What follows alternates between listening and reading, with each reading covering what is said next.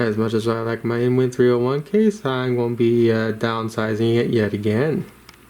I got this case right here.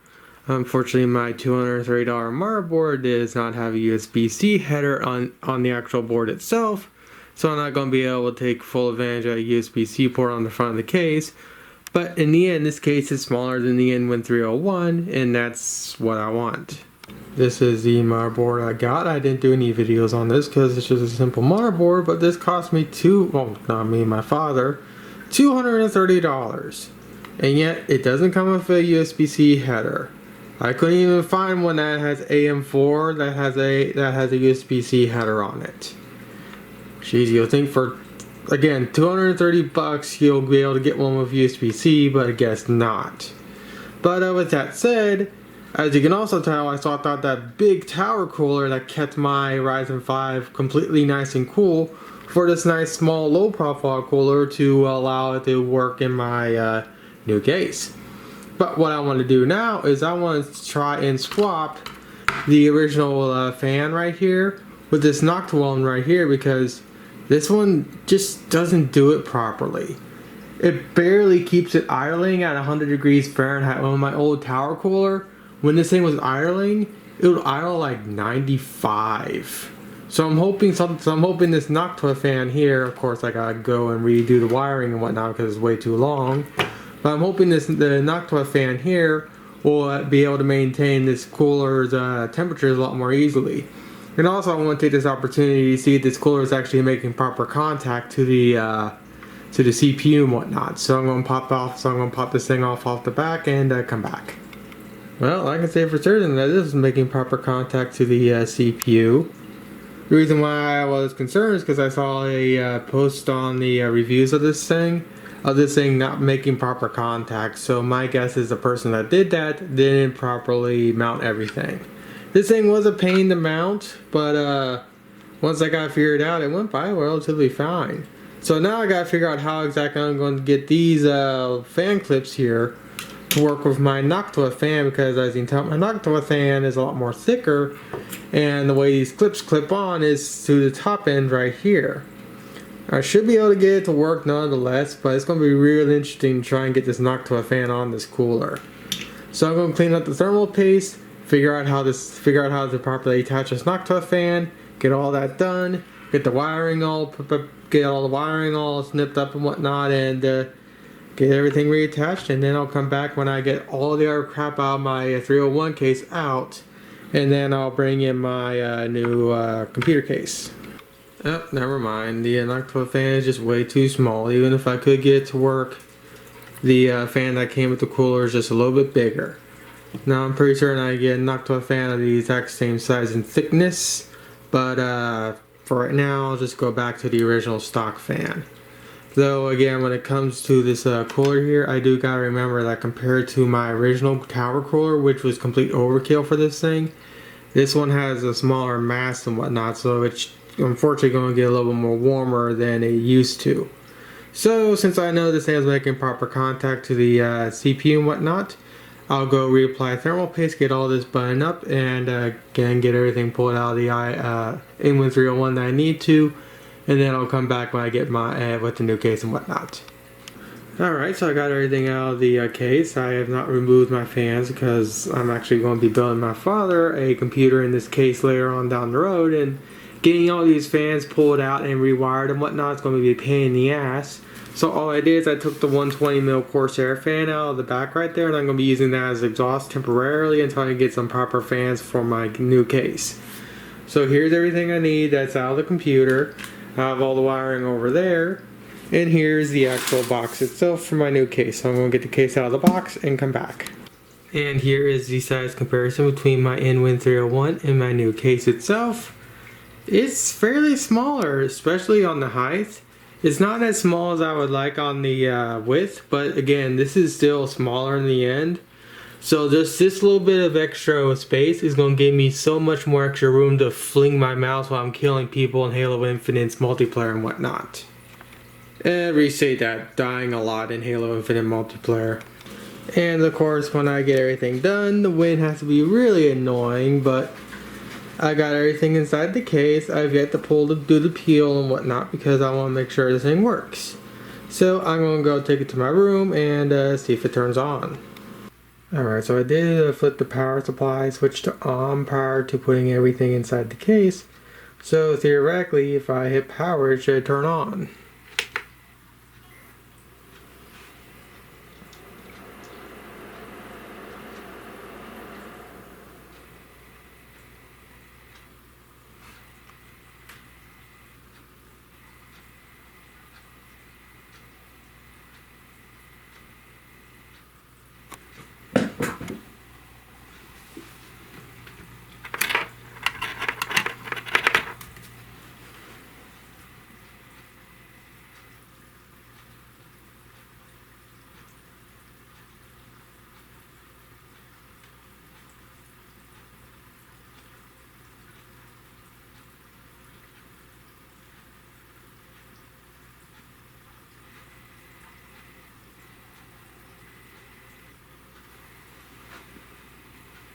I bet I know exactly why it's not booting.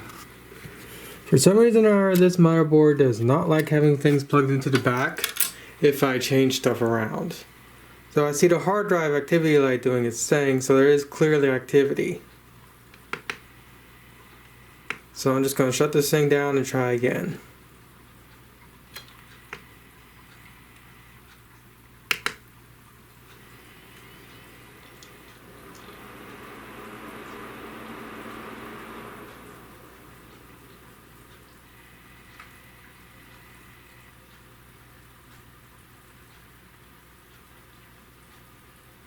Why am I not getting video?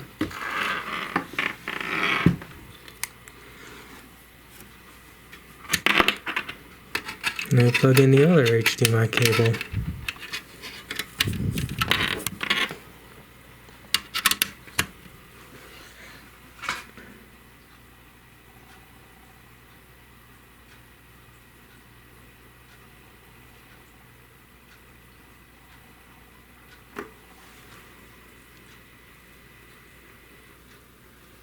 I'm still not getting any data.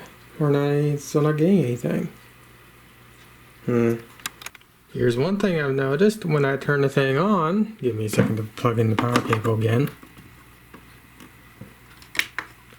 There's no fan spin.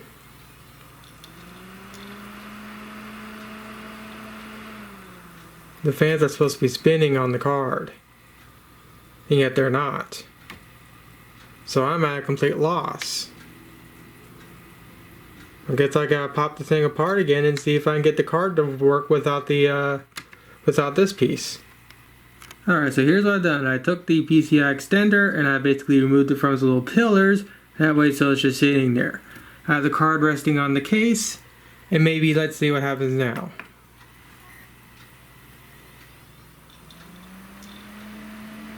Now I'm getting fan spin.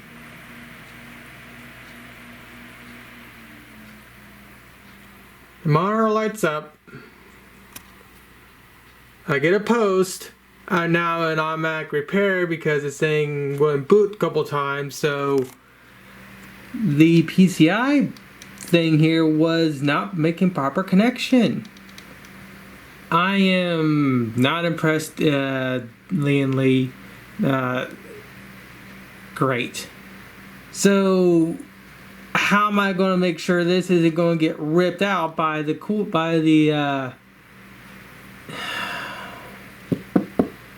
well, thank God I'm a nerd and I know how to fix stuff and build stuff, so I can make some type of bracket. But I shouldn't be forced to make a stupid bracket for a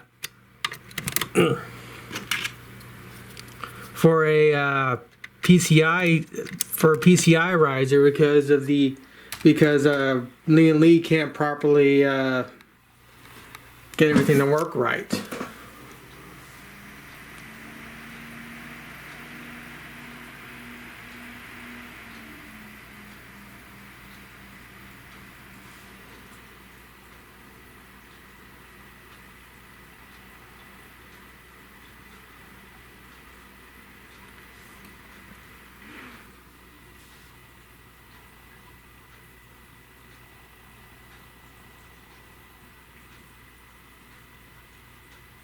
Wallpaper is completely fudged up, but that's to be expected. Okay, let's see if my drives show up. There's my 2 terabyte. My 500 is not showing up, which is plugged into the hot swap bay right here. So the 500 is not showing up. Do I need to go into Disk Manager to get it to show?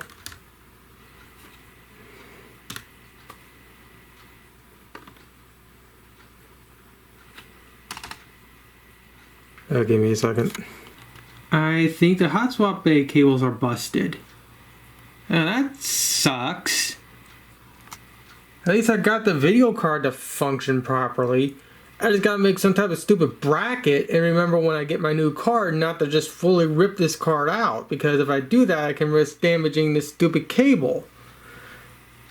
I am not impressed, Lian Li. Great, now I gotta figure out why the 500 gig drive doesn't want to work. Is it even spooling?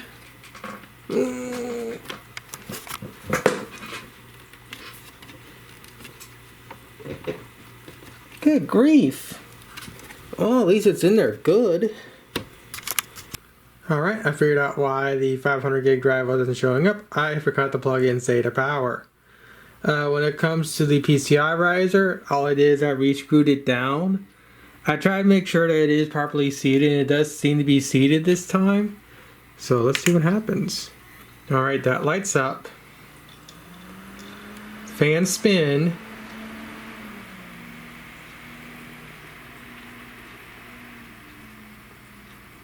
Monitor is lighting up. Alright, I got the whatever this is called. And it should boot to the desktop and everything should be working. And hopefully everything will be working. Alright, wallpaper is back to normal.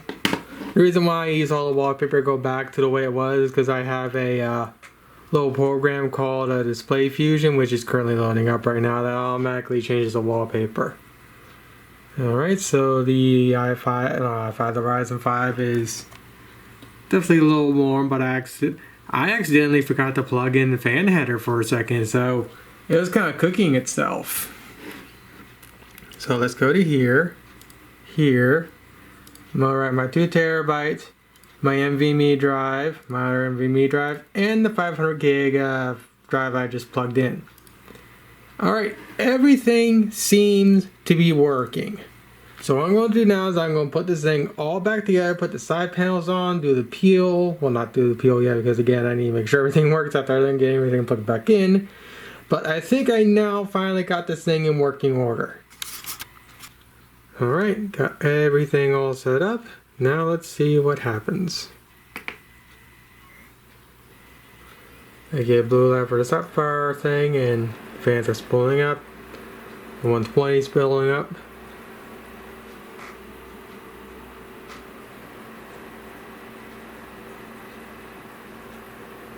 And of course the motherboard's freaking out again, which is to be expected when it's dumb. I bet I know exactly why it's not wanting to boot for some dumb reason. Give me a second. This freaking Gigabyte board's retarded. It does not like having things plugged into the back for some weird reason.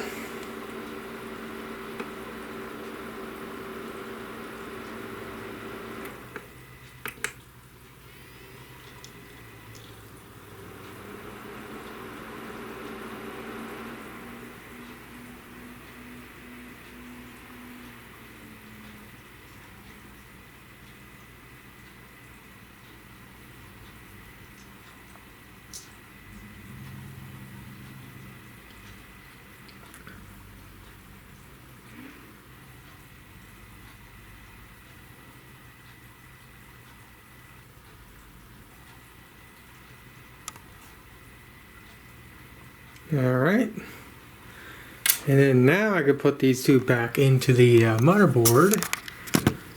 Give me a second. Okay, looks like I'm going to have to pull it out again. Give me a bit. Alright, I got the dongle for the keyboard and mouse plugged back in. Razer's installing updates like it always does. And if I hit the home key here, the keyboard works. So Razer's going to do its thing, be annoying as hell. And my desktop is not set up to the way it should be, so let's go here.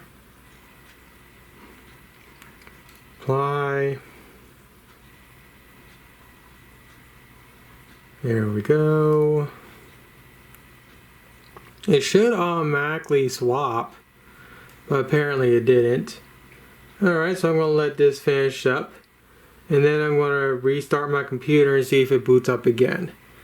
That is something that I just don't like about this motherboard. For $230, if you change one little thing between boots, it goes completely retard, and I had to fully disconnect those little USB receivers, and then let it boot up normally like you just saw. That's the one major gripe I have with that $230 Aorus board. That, and it doesn't have a USB-C header, so the USB-C port on my case I won't be able to utilize. Thank you, a gigabyte. This is a particular motherboard I got, if you're wondering. Alright, Razer is done doing its annoyance. Let's shut down the system and see if it reboots properly.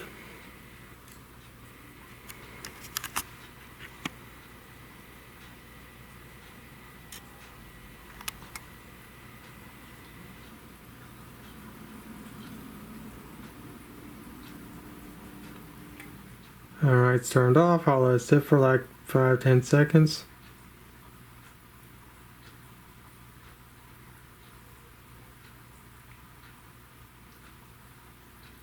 Alright.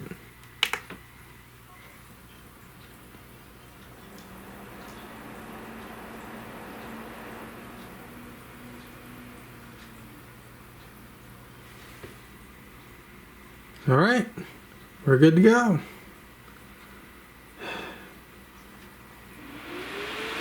Ooh, lovely. There it goes. That was just the GPU fans doing that. They do that occasionally if you like do multiple restarts.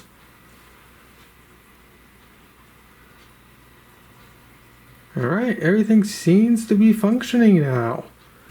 I have no idea why the PCI riser cable was not functioning the first time, but I unscrewed it, screwed it back in, and I guess I had to reseat the card or something. I don't know.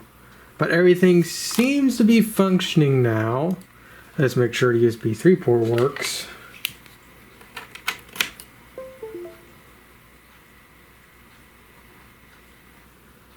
Alright, USB 3.0 works. How big is this file? I want to try something for a test. I want to try copying something. Install.this, which is 2 gigs. Ooh, I'm actually getting USB 2, not USB 2, USB 3 speeds. Finally!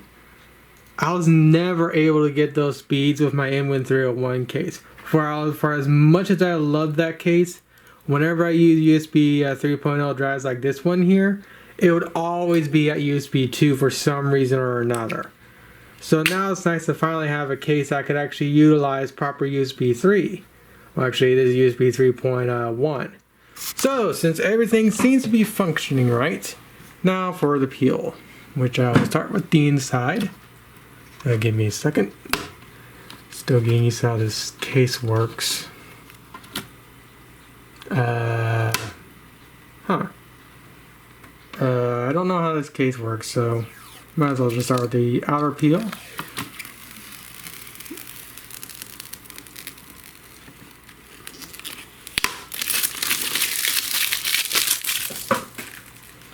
Apparently I gotta remove the top to do the full peel. Give me a second. Alright. And yeah, this peel is going to be a shame peel, but whatever.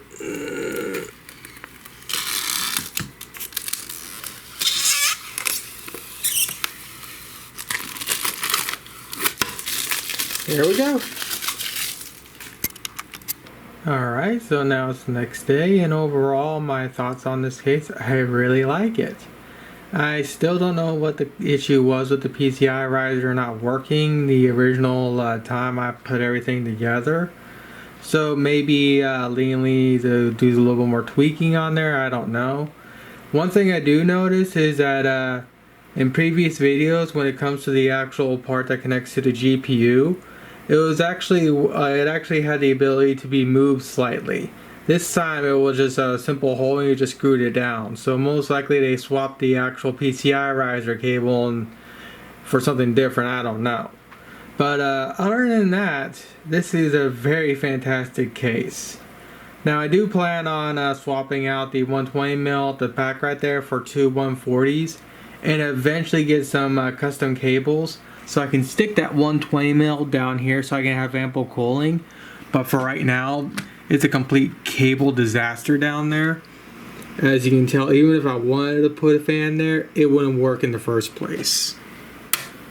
So I still have things to do to this case, but since I don't have money like tech YouTubers do, it's going to be a slow adventure to get this case to the computer itself to the way I want. But first, what I really need to do is I need to get my GPU problem situated.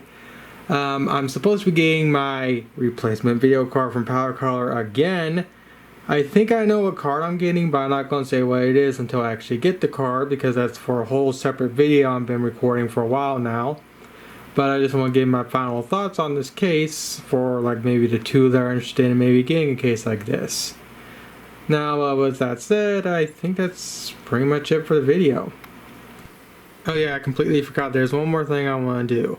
I want to do a quick 30 test and see what the thermals and the acoustics are like. I loaded up my Japanese porn game because compared to Halo Infinite, this game's more demanding. As you can tell, I'm only getting 20 frames a second. With Halo Infinite in my current setup, I was getting about 40 to 50 frames at 1080p low. This is 1080p everything maxed. And as you can tell, the temperatures are actually fairly fine. Obviously my processor is a little hotter than I would like because again I'm using a low profile cooler instead of that big tower cooler I was using initially. But temperatures and whatnot seem to be fairly fine. And the noise levels, it does make noise, but it's actually most of the noise is coming from the 120mm fan right here.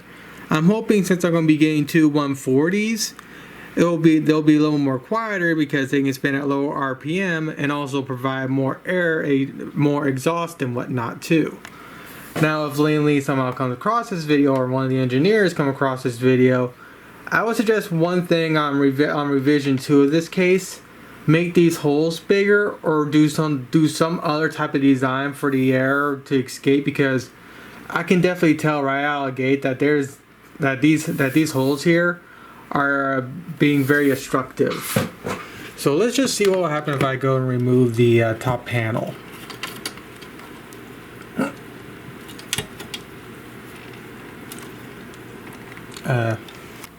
Well, as of right now, it's not much, but there is a change in the temperatures.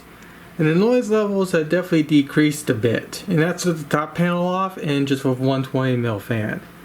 Now, again, I'm hoping the 140s I'll be getting will provide better exhaust and whatnot than just this 120. And I'm also going to be I'm going to be moving this 2 terabyte drive to an external drive. And the enclosure I'm getting is supposed to be able to have SATA 3 data throughput and whatnot. So I should be able to play all my games and whatnot completely fine with the external drive I'm getting tomorrow. But yeah, that's one thing I want to state is that with the way the top panel is designed from Lian Li right now, I personally feel like it's not doing really good exhaust, because it really feels like there's a lot of pushback from the actual lid and whatnot due to the design. Again, I'm not a designer, but I'll probably done something like this, where the actual where the little top plate here has holes like this instead of just a bunch of little circles, because I think something like this will actually provide better exhaust and less restriction than the current setup they got. But that's just my 2 cents. I'm no engineer. I didn't build this case, but just my 2 thoughts. And since this video has already gone on long enough, I'm just going to stop it here.